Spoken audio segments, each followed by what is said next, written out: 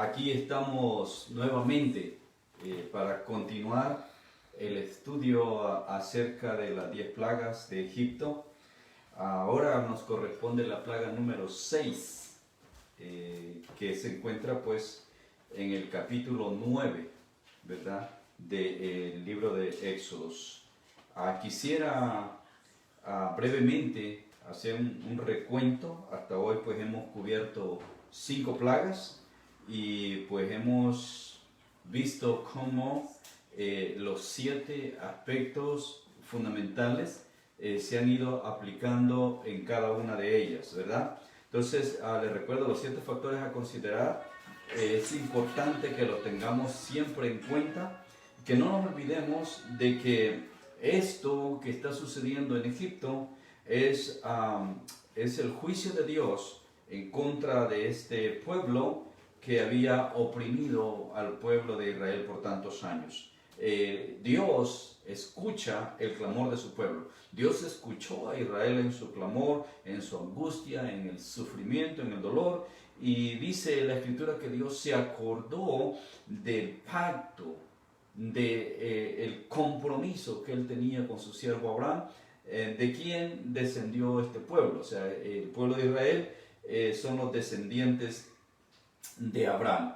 Entonces vimos cómo en las 5 plagas que hemos cubierto hasta hoy se repite el hecho de que Moisés y Aarón se presentan delante del faraón para hacerle la petición, para hacerle saber que Jehová Dios dice que deje ir a su pueblo para que le sirva, para que le adore, para que le ofrezca sacrificio, para que le dé ofrendas afuera en el desierto.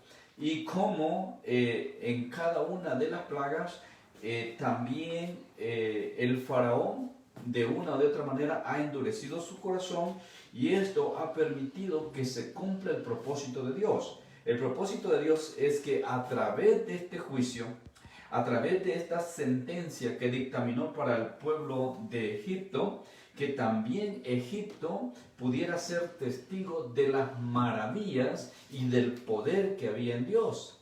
Pero no solamente Egipto, sino también el propósito de Dios es que Israel pudiera experimentar. Acuérdense que han pasado muchos años donde Israel no ha oído nada de Dios, o sea, simplemente las historias que han contado sus antepasados. Pero estamos hablando de 400 años, estamos hablando de un tramo de tiempo bastante grande. Estamos hablando que el tiempo de José, que fue el tiempo glorioso para Israel, estaba olvidado. Ya el faraón de ahora ni siquiera sabía quién había sido José. Pero lo importante, amados hermanos, es que Dios está tratando con Egipto, pero a la vez está tratando con Israel. Y otra cosa que hemos dicho es que Dios está entrenando, Dios está capacitando a Moisés y a Aarón para la tarea que viene, para lo que van a tener que enfrentar durante el Éxodo.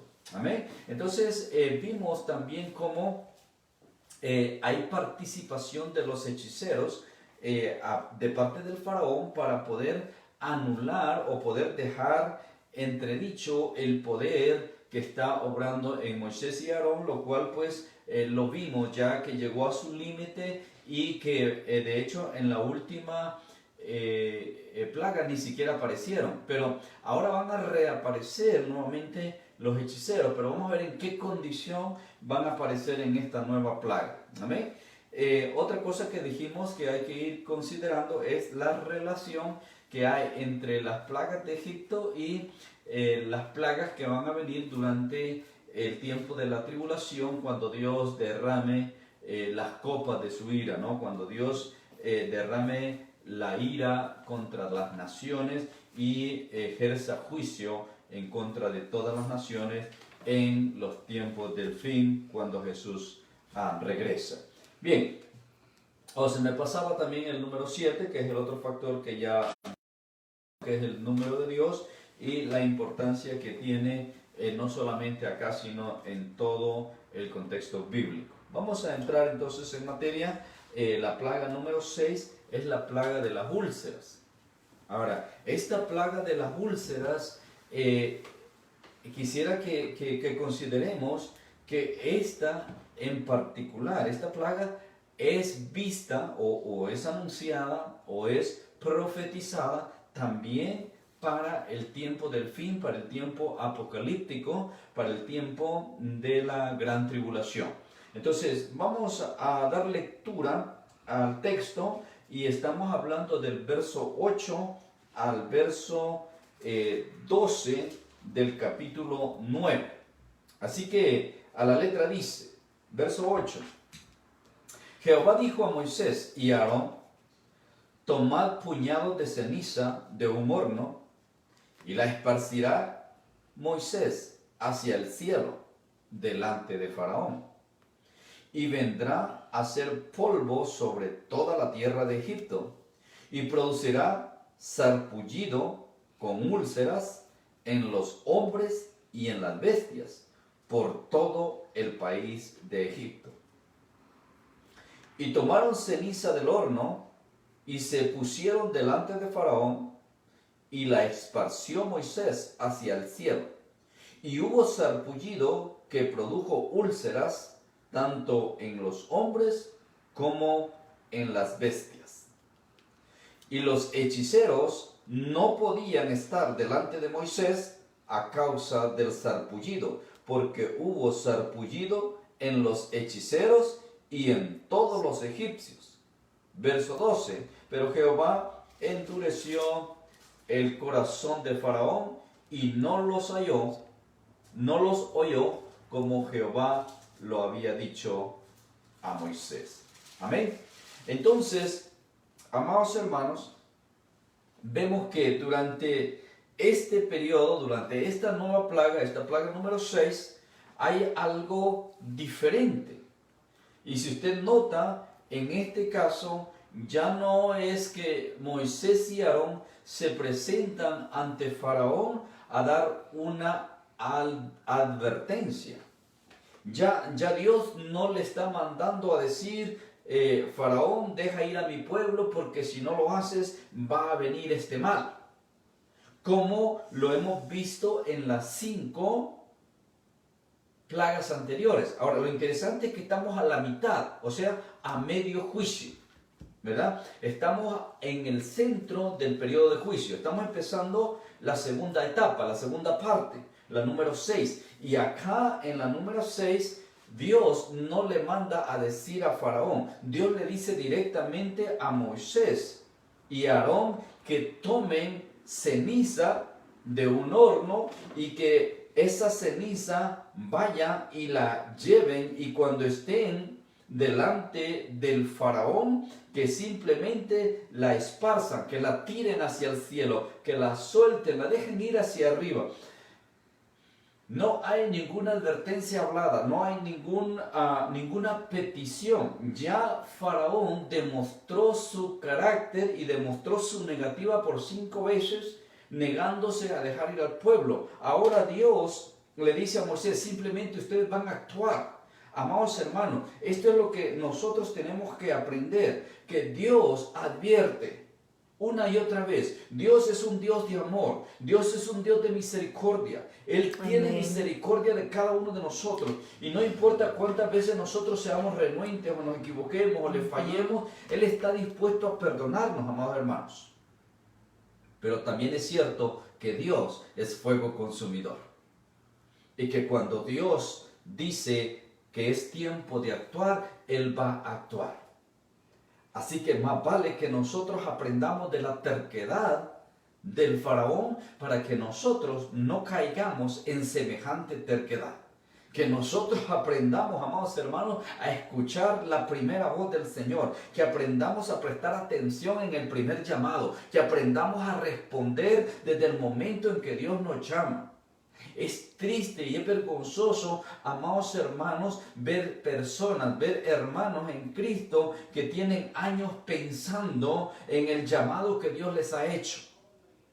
Y ya están seguros de que Dios los está llamando a X ministerio, pero que todavía están pensando en qué y cómo y cuándo y dónde.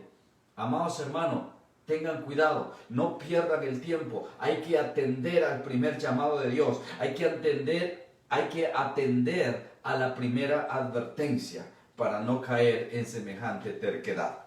Bien, el faraón ahora está completamente convencido que no los va a dejar ir. Entonces Moisés y Aarón se presentan como les dice Dios. Dice en el verso 8 que iban a tomar ceniza de un horno y la iban a esparcir delante del faraón, o sea, donde el faraón estuviera viendo.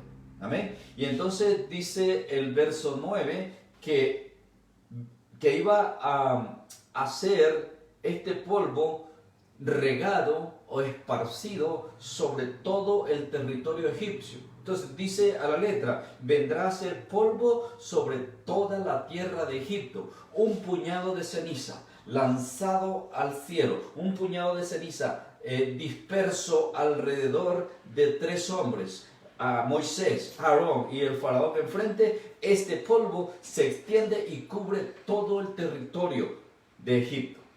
Toda la tierra de Egipto es cubierta con este polvo, pero no solamente es el polvo el que cubre el territorio egipcio, sino que esta ceniza que había sido tomada del horno, se genera un polvo que se riega por toda la nación poderosa de Egipto, pero a la vez produce un sarpullido que da origen a úlceras tanto en los hombres como en los animales, en las bestias.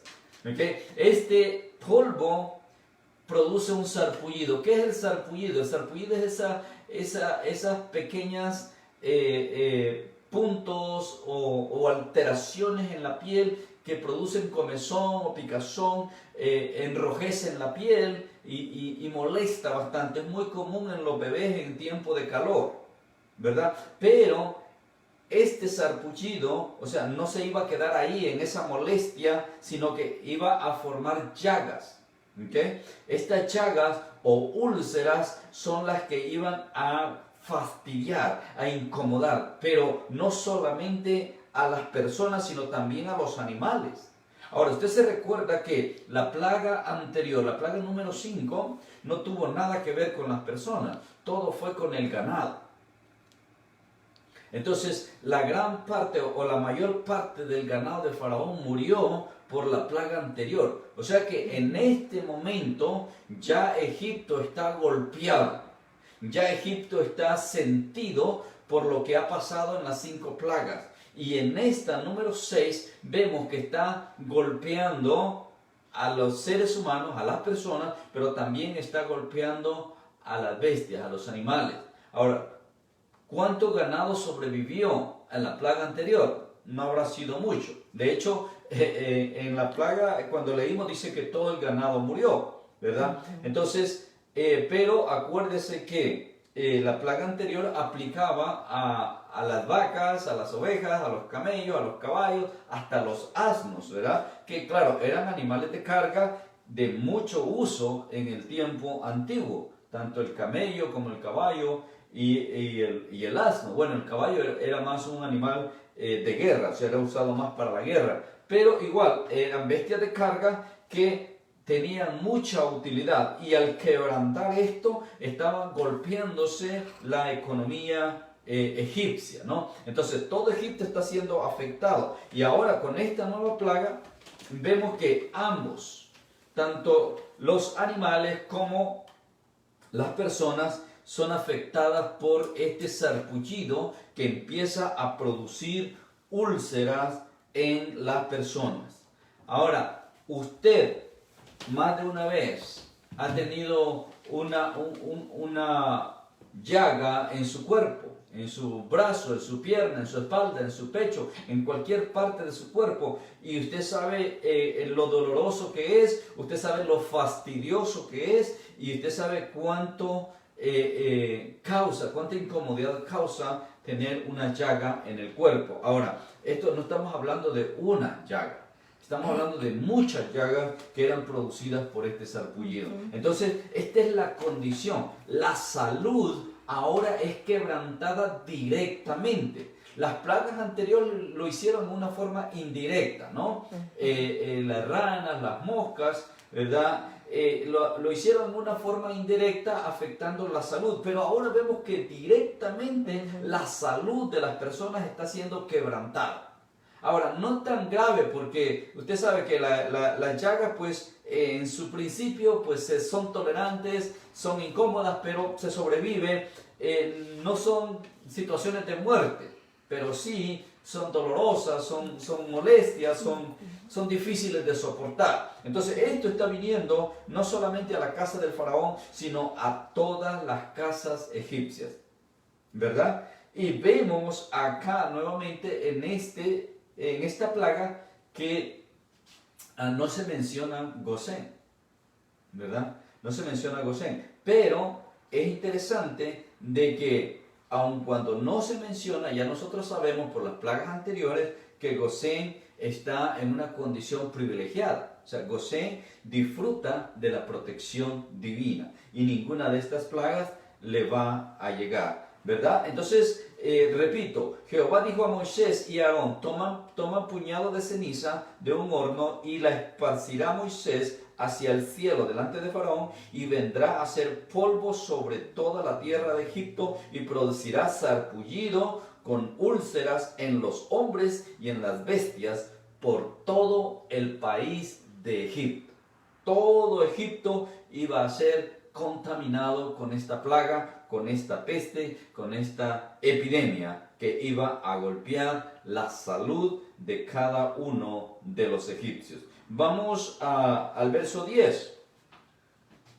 Dice que cuando tomaron del horno, cuando tomaron la ceniza del horno, dice, y la esparció Moisés hacia el cielo, hubo sarpullido que produjo úlceras tanto en los hombres como en las bestias. O sea, el verso 10 nos está dando testimonio de que la orden que dio Dios o el mandato que recibió Moisés y Aarón fue ejecutado. O sea, se llevó a cabo. Moisés lo hizo de la manera que Dios le había dicho. Tomaron la ceniza del horno, vinieron delante del faraón, la esparcieron al cielo y esta ceniza se convirtió en polvo que se regó por todo el país de Egipto y produjo un sarpullido que como resultado hacía llagas o, como dice el texto, úlceras en los cuerpos de todos los egipcios, tanto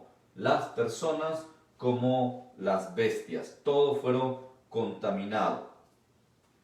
Entonces, tome nota en el verso 11, porque si usted se recuerda, en la plaga anterior no aparecieron los hechiceros, no los vimos a los hechiceros. ¿Por qué? Porque en la plaga 4 se dieron por vencida, encontraron su límite, ya no pudieron competir con Moisés. Entonces en la 5 no aparecen. Ahora acá en la 6 vuelven a aparecer los hechiceros. Dice el verso 11 que los hechiceros no podían estar delante de Moisés a causa del sarpullido, porque hubo sarpullido en los hechiceros y en todos los egipcios. O sea, sus encantos, sus hechizos, su misma brujería no pudo protegerlos. Y esto es lo interesante, amados hermanos. Esto es lo maravilloso, que esta gente que opera bajo el poder de las tinieblas, cuando el poder de Dios se desata, ese poder no les alcanza. Ese poder no llega ni a siquiera a defenderlos del desate de la ira de Dios, del castigo de Dios. Entonces, cuando usted sabe de que hay personas alrededor suyo que practican la brujería, que son hechiceros, que están haciendo alguna cosa en contra suya, usted no se asuste, no se preocupe, pero tampoco usted se confíe, porque usted necesita mantenerse firme en la presencia del Señor para que nada de estos trabajos, nada de estas hechicerías, estas brujerías le hagan efecto a usted. Pero también usted debe de estar consciente de que su relación con Dios es la que va a permitir que ese vallado, ese cerco protector esté alrededor suyo. Esa protección divina de la que gozaba Israel en la tierra de Gosén es la misma que usted va a gozar en su casa si usted se mantiene alineado con Dios. Ahora, el poder de esta gente es limitado. ¿Por qué? ¿Por qué es limitado? Porque no puede enfrentarse al Todopoderoso. Nuestro Dios es el Todopoderoso. Entonces, esta gente tiene poder de acuerdo al poder que Satanás les concede. Porque todo el poder de los brujos, hechiceros, encantadores, adivinos y todos los que practican estas cosas viene de las tinieblas, viene de parte de Satanás. Y por eso es que es limitado ante el Todopoderoso. Claro, ante nosotros es un poder que nos supera. Nosotros humanamente no podemos hacerle frente a los poderes de esta gente porque es poder sobrenatural, es poder de Satanás, ¿verdad? Y este poder que viene de Satanás, conocido como poder sobrenatural, opera en ellos. Y por eso es que ellos pueden hacer grandes cosas, pueden hacer cosas como que para nosotros parecen milagros, ¿verdad? Obras maravillosas que sorprenden a la humanidad, pero a Dios no lo pueden sorprender. Y esta es la parte, amados hermanos, que nosotros tenemos que considerar, porque ¿sabe qué? En los últimos 10 años han surgido predicadores, incluso podríamos decir iglesias, cuyo enfoque está dado en los milagros. ¿Okay? Entonces hay personas supuestamente con el don de la sanidad que se han lanzado a hacer campañas y a hacer programas de sanidad trayendo sanidad al pueblo, ¿okay? Y lo cual estaría excelente, ¿verdad? Y ahora lo que yo quiero que usted considere es, a la luz de la palabra, ¿estos personajes son verdaderamente siervos de Dios o son personas que usan este poder sobrenatural que viene de Satanás? Porque efectivamente, de repente usted ve que una persona es sanada, usted ve que sucedió algo extraordinario, algo que para el ser humano es imposible y sucede, surge en estas condiciones. Pero ¿sabe por qué la duda? ¿Sabe por qué el cuestionamiento? Porque son personas que han dejado de predicar a Jesús, han dejado de predicar la salvación, han dejado de predicar el arrepentimiento, han dejado de predicar la venida del Señor, el arrebato de la iglesia, la condición de pecado del hombre. Y se han enfocado única y exclusivamente en este poder sobrenatural, este poder sanador, este poder libertador. Y le dan duro y duro y duro. Y eso es lo que están predicando todo el tiempo. Por eso es que hay que poner cuidado. Y efectivamente pueden ejecutar cosas poderosas. Claro, porque si tienen el poder de Satanás, van a ejecutar cosas milagrosas. Pero acuérdese, amado hermano, que el Señor Jesús dijo, no todo aquel que me dice Señor, Señor, va a entrar al reino de los cielos, sino única y exclusivamente el que hace la voluntad de mi Padre, Amén, que está en los cielos. Por eso, amado hermano, es que nosotros tenemos que prestar atención, porque esto está pasando. Esto ha venido pasando los últimos años y, como digo, hay predicadores, hay iglesias enfocadas exclusivamente en esto. Amados hermanos, la iglesia es el pueblo escogido por Dios, según el apóstol Pedro, para que anunciemos el mensaje de salvación, para que anunciemos las virtudes de Jesús, para que anunciemos el arrepentimiento, para que anunciemos el juicio de Dios. Pero esta gente no está hablando de juicios, esta gente no está hablando de salvación, esta gente no está hablando de que Cristo viene, ni de que la iglesia se va. Pero bueno, usted juzgue a su criterio, a la luz de la palabra. No haga lo que yo digo.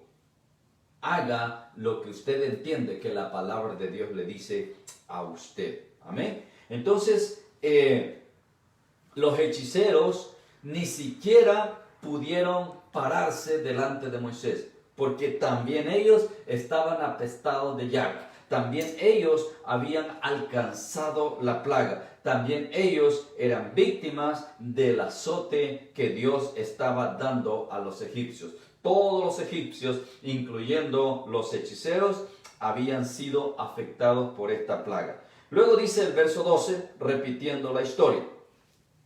Pero tome nota que aquí dice que es Dios quien endurece el corazón del faraón. Dice el verso 12, Jehová endureció el corazón de faraón y no los oyó. O sea, nuevamente no le importó el sarpullido, no le importaron las llagas.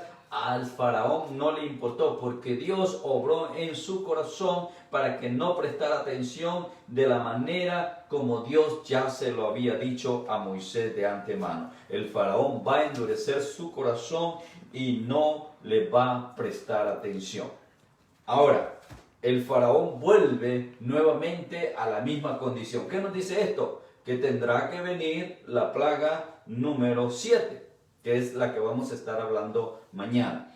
Pero antes de terminar, quisiera que consideremos, amados hermanos, esta misma plaga aparece en el libro de Apocalipsis, en el capítulo 16, y vea usted allí en Apocalipsis, capítulo 16, cuando las copas de la ira de Dios son sueltas o son derramadas ante las naciones, ante la humanidad. Vemos cómo Dios desata su ira, cómo Dios derrama estas copas y aparece aquí en el capítulo 16, si lo tiene. Vea conmigo en el verso 1, dice así: oí una gran voz que decía desde el templo a los 7 ángeles, id y derramad sobre la tierra las 7 copas de la ira de Dios. Ahora, este es el tiempo de la gran tribulación, ¿verdad? Lo invito, si usted no está conectándose con los mensajes de los eventos proféticos para el tiempo del fin, le animo. Mañana, viernes a las 8 de la noche, continuamos y estaremos mañana hablando acerca de la gran ramera, la prostituta, la iglesia pervertida, ¿verdad? Así que no se lo pierda mañana a las 8. Entonces, este tiempo de la gran tribulación dice que las copas de la ira de Dios van a ser derramadas no sobre Egipto, sino sobre la tierra. Ahora, acuérdese que lo hemos venido diciendo, que para el tiempo nuestro, para el tiempo de nosotros, para la iglesia, para estos días, Egipto representa a toda la tierra, o sea, todo el mundo, ¿verdad? Y el faraón, pues, es Satanás, ¿no? Y nosotros, la iglesia, pues, el pueblo de Dios, o el pueblo de Israel, ¿verdad? Entonces, va a ser derramada sobre toda la tierra. Y dice el verso 2, fue el primero, o sea, el primer ángel, y derramó su copa sobre la tierra. Y vino una úlcera maligna y pestilente sobre los hombres que tenían la marca de la bestia y que adoraban su imagen. Ahora, si usted escuchó o vio el mensaje anterior que hablamos de el falso profeta, hablamos de la marca de la bestia, usted se recordará lo que se habló en el mensaje acerca de la marca de la bestia. Ahora, mire qué interesante, que cuando la primera copa es derramada, a los primeros que le llegan es a todos los que tienen la marca, todos los que están sellados. Les va a llegar esta llaga y no solamente va a ser una llaga, una úlcera, sino que va a ser también apestosa. Es casi siempre normal cuando usted tiene una llaga en su cuerpo, si no se la limpia, si no se la desinfecta, si no le da cuidado, eso se va pudriendo la piel y es lo que apesta. Ahora, estas úlceras de entrada van a ser apestosas, o sea que de entrada va a haber putrefacción en el entorno de cada llaga. Y no es una llaga, no es que va a tener la persona una llaga perdida por ahí en un brazo, en una pierna, no, estará con muchas llagas. ¿Por qué? Porque es una plaga. Entonces, esto va a suceder en el tiempo de la gran tribulación.